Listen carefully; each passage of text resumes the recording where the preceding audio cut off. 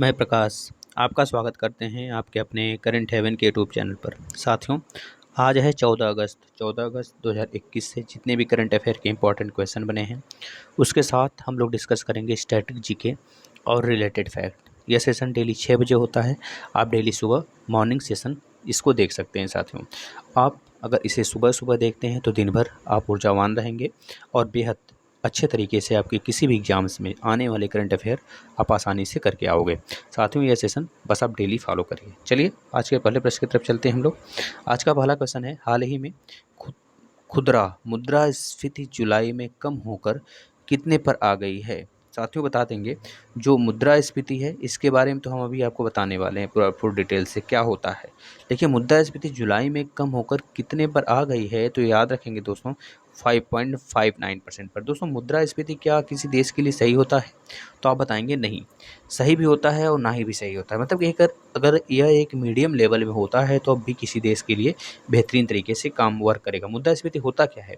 तो सामान्य अर्थ में अगर जानें तो हम समझ सकते हैं कि उत्पादन में कमी के कारण वस्तुओं का मूल्य बढ़ जाना और मुद्रा का मूल्य का कम हो जाना ही मुद्रास्फीति होता है। यानी कि जो उत्पादन की संख्या है उसमें कमी आ जाए और वस्तुओं का मूल्य बढ़ जाएगा ऑटोमेटिक। जब मार्केट में उत्पादन होगा ही नहीं, वस्तु होगा ही नहीं, तो मान लीजिए 10 खरीदार हैं और मार्केट में एक टॉफ़ी है, तो 10 खरीदार है, सबको कुछ चाहिए, सबको टॉफ़ी चाहिए। मतलब आप समझ लीजिए कि नमक घर में नहीं है। अब जब मार्केट में नमक लेने गए तो केवल और केवल एक दुकान पे ही नमक था, वो भी केवल और केवल 2 नमक थे और ख़रीदने वाले 20 लोग हैं। तो आप बताओ, जो ज़्यादा पैसा देगा वो दुकानदार उसी को तो देगा नमक। ज़ाहिर-सी बात है, मुद्रास्फीति यही होती है। मुद्रास्फीति मतलब उत्पादन में कमी आ जाना और वस्तुओं की प्राइस में बढ़ोतरी हो जाना, मुद्रा का मूल्य का कम हो जाना। मुद्रा का मूल्य तो बढ़ जाता है लेकिन मूल्यों का कम हो जाना, मतलब कि आप अगर ₹10 में कोई चीज़ खरीद रहे थे तो वह चीज़ आपको ₹100 में, ₹200 में खरीदने को देखने को मिल सकता है। तो यही होता है मुद्रास्फीति। दोस्तों, यह इस साल, मतलब कि इस साल के जुलाई की अगर बात करें दोस्तों, यह जुलाई अगस्त 8वां महीना चल रहा है। 7वें महीने की बात करें तो 1 महीने पहले का मुद्रास्फीति निकाला जाता है। तो मुद्रास्फीति सबसे ज़्यादा गिरा है दोस्तों 5.59%। ये चीज़ आप याद रखेंगे और देश की हालत तो आप देख ही रहे हैं। वर्ष की चौथी तिमाही में 5.8% जोखिम के साथ व्यापक रूप से संतुलित किया गया है इसे। लेकिन फिर से यह क्या हुआ दोस्तों, तीसरी तिमाही में इसको 5.3% किया गया था और दूसरी तिमाही में इसे 5.9% किया गया था। लेकिन अभी तक की सबसे बड़ी गिरावट दोस्तों 5.59% है, आप इसे देख सकते हैं। चलिए अगले प्रश्न की तरफ चलते हैं। हाल ही में किस क्रिकेट खिलाड़ी को जुलाई माह का ICC player of the month चुना गया है? साथियों, हम इसमें आपको आईसीसी के बारे में पूरा डिटेल से बताएंगे, लेकिन पहले इन दोनों प्लेयरों के बारे में आपको बताने वाले हैं। इन दोनों प्लेयर को आप याद रखेंगे, एक महिला है एक पुरुष है। यानी कि साकिब अल हसन ये तो पुरुष हैं और स्टेफानी टेलर यह दोस्तों क्या है, एक महिला खिलाड़ी हैं। तो याद रखेंगे दोस्तों, जो साकिब अल हसन हैं इसका पहले राइट आंसर क्या होगा, ए और बी। इन दोनों लोग को दोस्तों ICC player of the month चुना गया है। ये बात आप याद रखेंगे जुलाई मंथ के लिए। साथियों, क्यों चुना गया है हम अभी आपको आगे बताते हैं। साकिब अल हसन और स्टेफानी टेलर दोस्तों ये किस किस देश के हैं? तो याद रखेंगे, जो आपके हसन जी हैं दोस्तों, हसन ये आपके बांग्लादेश के हैं। हसन बांग्लादेश के हैं और जो ये स्टेफानी टेलर हैं साथियों, ये लेडीज़ हैं, यानी कि महिला हैं दोस्तों, ये पाकिस्तान की हैं। आप इन्हें याद रखेंगे दोस्तों। खेल के तीनों प्रारूपों में साकिब के योगदान ने बांग्लादेश को पिछले महीने जिम्बाब्वे, यानी जिम्बाब्वे कैपिटल हरारे है, तो हरारे में एक मैच हुआ था, स्पोर्ट क्लब दोस्तों वहाँ पर हुआ था, जिसमें कि दूसरे वनडे में जिम्बाब्वे पर बांग्लादेश की 3 विकेट से जीत में नाबाद नहीं दोस्तों, नाबाद 96 रनों से इन्होंने नाबाद पारी खेली थी, इस वजह से कह लीजिए। और टी20 में हसन ने 7 की इकोनॉमी रेट से 3 विकेट लिए थे, जिससे कि उनके देश को जिम्बाब्वे के खिलाफ श्रृंखला जीत मिली थी। वह नवीनतम आईसीसी पुरुषों की टी20 रैंकिंग में शीर्ष मतलब कि कह लीजिए सबसे ऊपर ऑलराउंडर की श्रेणी में आ गए दोस्तों। इस वजह से भी इनको यह इस मंथ का दोस्तों क्या चुना गया है, ICC player of the month. और स्टेफानी टेलर की बात कर लेते हैं दोस्तों, यह पाकिस्तान की हैं, याद रखेंगे दोस्तों। टेलर पाकिस्तान के खिलाफ, एक मिनट साथी, एक मिनट दोस्तों, यह स्टेफानी टेलर पाकिस्तान के खिलाफ खेली थी, पाकिस्तान की है नहीं, ये वेस्ट इंडीज़ की हैं, याद रखेंगे। थोड़ा सा रॉन्ग हो गया था।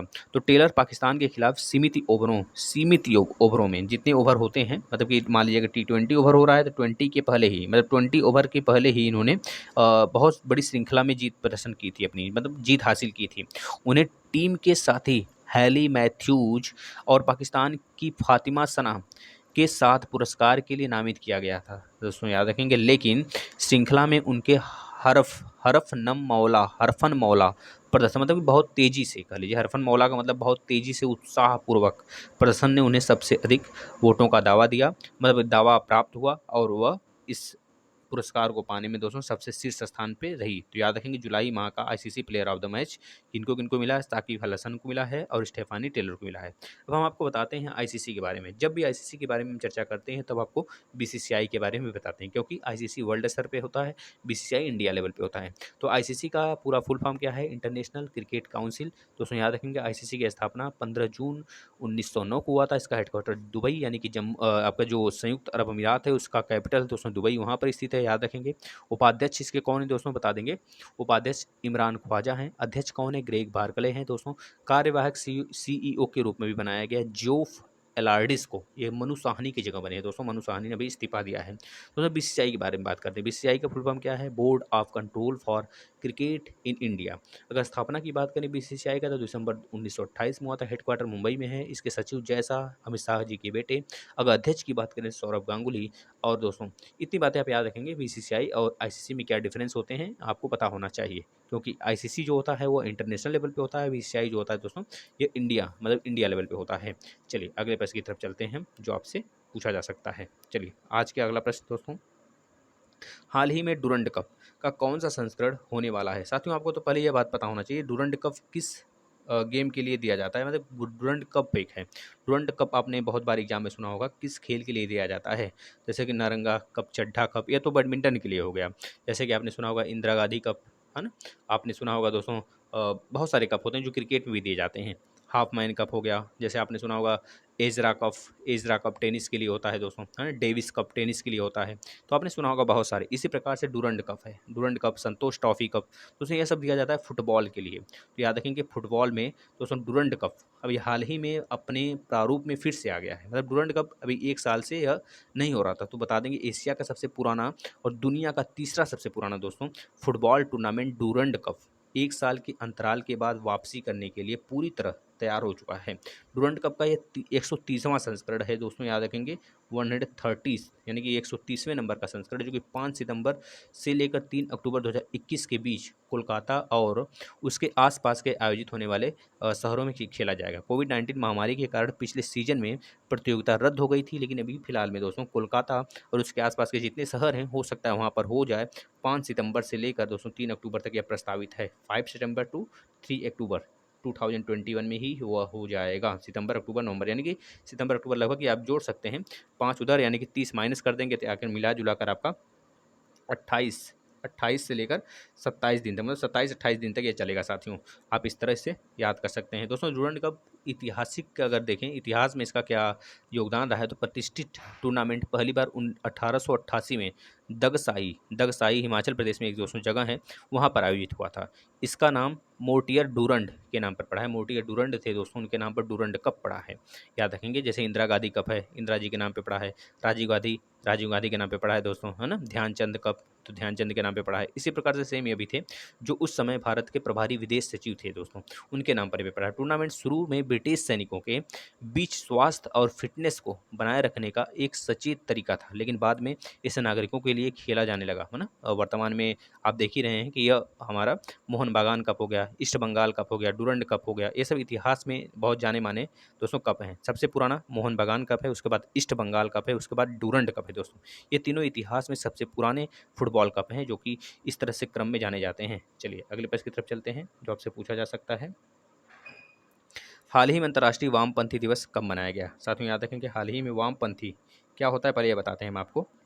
साथियों वामपंथी का मतलब आप समझ रहे हैं, वामपंथी मतलब बायां हाथ। जैसे कि कुछ लोग होते हैं खेल में क्या होते हैं बाएं हाथ से काम करते हैं, या फिर बहुत सारे बच्चे आपके घर में ही होंगे, आपके आसपास में आप लोग जानते होंगे कि लोग बाएं हाथ से काम करना ज़्यादा पसंद करते हैं, मतलब उनकी आदत सी हो जाती है एक तरह से बाएं हाथ।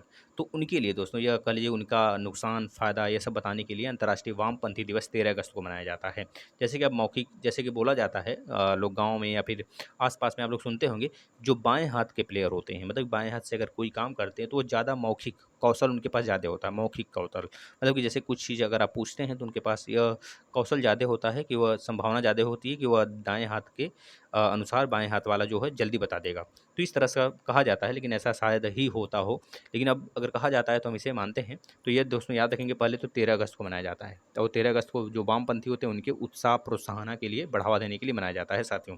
यह दिन पहली बार 1976 में लेफ्ट हैंडर्स इंटरनेशनल इंक के संस्थापक डीन एक थे दोस्तों, आर कैंपबेल द्वारा मनाया गया था। इसके अलावा 1990 में लेफ्ट हैंडर्स इंटरनेशनल क्लब की स्थापना बाएं हाथ को बढ़ावा देने के उद्देश्य से किया गया, और बाएं हाथ के व्यक्तियों ने विकास क्षेत्र के प्रति निर्माताओं को अपने विचारों से अवगत कराया। 1992 में क्लब ने बाएं हाथ होने के बाद फायदे और नुकसान के बारे में जागरूकता पैदा करने के लिए अंतर्राष्ट्रीय वामपंथी दिवस के रूप में शुरू कर दिया। आपको पता होना चाहिए 1992 से लगातार मनाया जा रहा है। चलिए अगले प्रश्न की तरफ चलते हैं। हाल ही में विश्व अंगदान दिवस कब मनाया गया? दोस्तों हाल ही में जो विश्व अंगदान दिवस मनाया गया है, यह भी 13 अगस्त को ही मनाया गया है। इसके बारे में भी आपको पता होना चाहिए। 13 अगस्त को विश्व अंगदान दिवस भी मनाया जाता है और वामपंथी दिवस भी मनाया जाता है दोस्तों। जैसे कि कुछ लोग का मृत्यु हो जाता है, तो मृत्यु के पहले कुछ लोग लिखित दे जाते हैं कि हमारी आँख हो गया या फिर हार्ट हो गया, उसको क्या कर दें, प्रत्यारोपण कर दें, दूसरों को दे दें। तो यही होता है विश्व अंगदान दिवस, आप लोगों को पता होना चाहिए। चलिए अगले प्रश्न पे चलते हैं। हाल ही में भारत में अरबपतियों की संख्या घटकर कितनी रह गई साथियों? आपको यह बेहद ही जानकर दोस्तों रोचक तथ्य लगेगा। अभी हाल ही में कुछ दिन यह संरचना निकाला गया था, तो 141 थे, 141 थे भारत के अरबपतियों की सूची में। मतलब कि जीत कितने आते थे, तो 141 यानी कि 141 लोग शामिल थे। अभी फिलहाल में फिर से एक सूची जारी की गई जिसमें बताया गया 136 लोग, यानी कि 5 माइनस कर दीजिए इसमें से, यानी 141 माइनस 5 यानी कि 136 लोग अभी भारत में दोस्तों अरबपतियों की सूची में हैं, जो कि वित्त मंत्री निर्मला सीतारमण द्वारा राज्यसभा में जारी किया गया एक बयान के अनुसार बताया गया है। इस बात को याद रखेंगे। यह बताया जा रहा है दोस्तों कि हो सकता है कोविड-19 का प्रकोप के कारण हो, या फिर फाइनेंशियल ईयर 2020 में 141 से घटकर फाइनेंशियल ईयर 2021 में 136 हो गए। इस तरह की बहुत सारी बातें की गई हैं हमारे निर्मला सीतारमण जी द्वारा दोस्तों, जो कि केंद्रीय मंत्री हैं। आपको पता होना चाहिए 100 करोड़ रुपए से अधिक की सकल कुल वार्षिक आय वाले कितने व्यक्ति हैं 100 करोड़ रुपए से अधिक? तो बता देंगे 77 हैं। तो पूरा वार्षिक में जिनका 100 करोड़ रुपए से अधिक का लेन देन है, वो ऐसे व्यक्ति 77 लोग हैं। आप इसे याद रखेंगे। चलिए अगले प्रश्न की तरफ चलते हैं। हाल ही में भारत का कौन सा शहर वाटर प्लस प्रमाणित शहर घोषित किया है? दोस्तों बता देंगे कौन सा शहर किया है, यह पूछा गया आपसे। तो बता देंगे दोस्तों इंदौर। इंदौर शहर जो कि मध्य प्रदेश में पड़ता है साथियों। आपको पता होना चाहिए इंदौर और मध्य प्रदेश आपको पता है बहुत ज़्यादा नामों से जाना जाता है। मध्य प्रदेश दोस्तों आपको पता है इथोपिया, भारत का इथोपिया के नाम से जाना जाता है। भारत का इथोपिया यानी कि इथोपिया एक शहर है, तो भारत के इथोपिया के नाम से भी मध्य प्रदेश को जाना जाता है। मध्य प्रदेश को बाघों का देश कहा जाता है, बागों का देश कहा जाता है, सोया प्रदेश कहा जाता है, दालों का दलहन प्रदेश कहा जाता है। इस तरह से पूरा मतलब बहुत सारे नामों से इसको जाना जाता है, क्योंकि यहाँ पे बहुत सारे जंगल हैं। बाघों की संख्या में यहाँ पे देखेंगे तो 526 है पूरे राज्यों में। अपने राज्यों में सबसे ज़्यादा बाघ की संख्या यहाँ पर है दोस्तों। बाघ जो आप जनगणना के हिसाब से देखते हैं, हर 2 साल पे जनगणना होता है बाघों की। पूरे भारत में दोस्तों बाघों की संख्या कितनी है? 2967 बाघों की संख्या। पूरे अगर देखा जाए पूरे विश्व में बाघों का कितना परसेंट भारत में है दोस्तों? 74% भारत में उपलब्ध है बाघों की संख्या। याद रखेंगे पूरे विश्व में अगर देखा जाए लगभग 4000 के आसपास है ना बाघों की संख्या है, उसमें से लगभग 3000 तो भारत में ही निवास करते हैं, और उसमें से 526 अकेले केवल किसमें दोस्तों? मध्य प्रदेश में, और 524 मात्र से 202 कम कर्नाटक में आ जाते हैं। तो ये बात आपसे याद रखेंगे दोस्तों, पूछा जाता है ना, हमेशा पूछ लिया जाता है। यहाँ पे इंदौर की बात हुआ है। इंदौर मतलब कि आपको पता होना चाहिए दोस्तों, ये वाटर प्लस शहर घोषित किया गया अभी हाल ही में। इंदौर की बात करें दोस्तों, इंदौर अभी लगातार 3 बार लगातार दोस्तों स्वच्छ सर्वेक्षण में सबसे ऊपर रहा है। तो इस वजह से भी कह लीजिए यह हमेशा चर्चा में रहता है। हम बात करते हैं मध्य प्रदेश की, क्योंकि इंदौर शहर मध्य प्रदेश में है। तो मध्य प्रदेश का कैपिटल भोपाल है। यहाँ के दोस्तों सीएम है शिवराज सिंह चौहान। दोस्तों यहाँ की गवर्नर थी आनंदीबेन पटेल। हम आपको बहुत बार इसका रिवीजन कराएं दोस्तों। अब आपको आज का एक हम होमवर्क देते हैं। मध्य प्रदेश के गवर्नर कौन हैं आप जरूर बताएंगे दोस्तों, बताना है। और जितने आठों के आठों गवर्नर चेंज हुए हैं, अगर आपको लिखे हों कहीं या फिर आप डेली इस सेशन को देखते हैं, तो आपको जरूर याद हो गया होगा। आप जरूर टाइप करेंगे। आज हम नहीं बताते हैं, आज आप बताओगे हमें। दोस्तों देख लेते हैं, क्योंकि आपका कौशल कितना है, और आप लिखना सीख लीजिए। लिखना नहीं, अगर आपको आता भी है तभी आप लिखना जरूरी समझिए अपने आप को दोस्तों। अगर बात करें मध्य प्रदेश की, मध्य प्रदेश में दोस्तों कुशल श्रमिक योजना स्टार्ट हुआ था दोस्तों। जीवन शक्ति योजना भी स्टार्ट हुआ, जिसके थ्रू महिलाएं दोस्तों मास्क बनाती थी और 11 रुपये में बेचती थी। एक जिला एक शिल्प अभियान भी यहीं पे शुरू हुआ था दोस्तों। चरण पादुका पहल भी यहीं पे शुरू हुआ था। दीदी वाहन सेवा कान्हा, माधव, बांधवगढ़, संजय, पन्ना, सतपुड़ा नेशनल पार्क यहाँ पर स्थित है दोस्तों।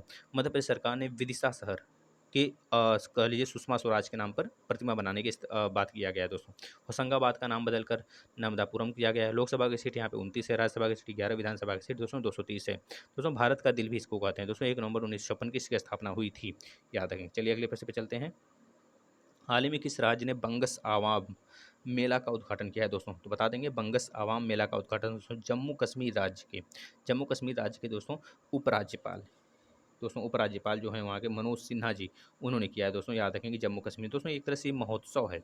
यह महोत्सव का उद्घाटन किया गया बंगस मेला। बंगस मतलब क्या होगा दोस्तों? बुंगस आवाम मेला एक जाति के लिए दोस्तों। बंगस एक जगह है, जैसे कि वहाँ पे गतिविधियाँ बहुत ज़्यादा होती रहती हैं, जो कि कह लीजिए कि जब जम्मू कश्मीर दोस्तों जब हमारा आपका यूटी नहीं बना था, यूनियन टेरिटरीज नहीं बना था, तो वहाँ पे आप लोग सुनते होंगे बहुत ज़्यादा पत्थरबाजी वगैरह होती रहती थी। तो बंगस मतलब कि एक जगह है बंगस, है ना? बंगस टीला है एक तरह से इसका लीजिए। वहाँ पर बहुत ज़्यादा उग्रवादी रूप में पनपते थे। तो वहीं पर बहुत ज़्यादा हमारे सेना का मतलब शहीदी देखा गया था, जैसे खुदीराम बोस हो गए और बहुत सारे स्वतंत्रता सेनानी थे, शहीद हुए थे। उनको याद में, उनके श्रद्धांजलि में, उनकी पुण्यतिथि में दोस्तों यहाँ पर मनोज सिन्हा जी ने बंगस आवाम मेला का उद्घाटन कर दिया है। याद रखेंगे, जो आपसे पूछा जा सकता है दोस्तों। 75वें वर्ष जो आपका स्वतंत्रता इस बार होने वाला है 15 अगस्त को स्वतंत्रता दिवस, तो 75वें वर्षगांठ के दिन पे कह लीजिए इन्होंने ये उद्घाटन किया है। अभी हाल में आप कह लीजिए कि अभी आया नहीं 15 अगस्त, लेकिन एक दिन पहले उन्होंने इसका उद्घाटन किया है, जो कि आपके लिए जो बंगस घाटी है वहाँ पे पर्यावरण का थोड़ा सा साफ सुथरा देखने को मिलेगा, टिकाऊ हो जाएगा दोस्तों। वहाँ पे लोग आना जाना पसंद करेंगे, पर्यटन विभाग हमारा खुल जाएगा, मतलब बहुत सारी चीज़ें, इको टूरिज्म का योजना तैयार हो जाएगा, मतलब बहुत सारी चीज़ें उन्होंने सोच कर ये चीज़ें सुझाव लिया है। चलिए आगे चलते हैं अगले प्रश्न पे। हाल ही में किस देश की टीम ने यूएसए इनोवेशन अवार्ड जीता है दोस्तों? बता देंगे भारत के दोस्तों, भारत की टीम ने ऐसा कारनामा किया है, तो आप इसे याद रखेंगे। चलिए कल का जो प्रश्न आपसे पूछा गया था साथियों, बता देंगे हाल ही में किस देश में के पहले उपराष्ट्रपति मोहम्मद मुखबिर को नामित किया गया था दोस्तों? बता देंगे ईरान के पहले उपराष्ट्रपति बने, मतलब ईरान एक ऐसा देश है जहाँ पे पहला उपराष्ट्रपति किसको बनाया गया? मोहम्मद मुखबिर को बनाया गया दोस्तों। आज का क्वेश्चन अपडेट है, हाल ही में क्वाड नेवी एक्सरसाइज भारत और किस देश के साथ किया जा रहा है दोस्तों? इसके बारे में तो आप इसका आंसर तो बताएंगे ही, और इसके बारे में जितना जानते हैं दोस्तों आप लिख डालिए, जिससे कि हमें लगे कि हाँ हमारे साथी, हमारे मित्र, हमारे सहपाठी, हमारे जो भी छात्रगण हैं वो कम से कम बेहद प्रदर्शन कर रहे हैं। दोस्तों आने वाले सारे एग्जाम में आपको यहीं से प्रश्न देखने को मिलेगा। जितने भी सेशन 6 बजे होते हैं आप इसे मत छोड़िए, और दोस्तों रात में 9 बजे आपका साइंस का टेस्ट होता है, आप उसे भी फॉलो करिए। बेहतरीन तरीके से आपकी तैयारी होगी दोस्तों। चलिए अगर आपको सेशन अच्छा लगता है तो अपने भाइयों को शेयर करिए, अपने दोस्तों को बताइए, और अपने मित्रगण के बीच में भी चर्चा करिए दोस्तों। धन्यवाद।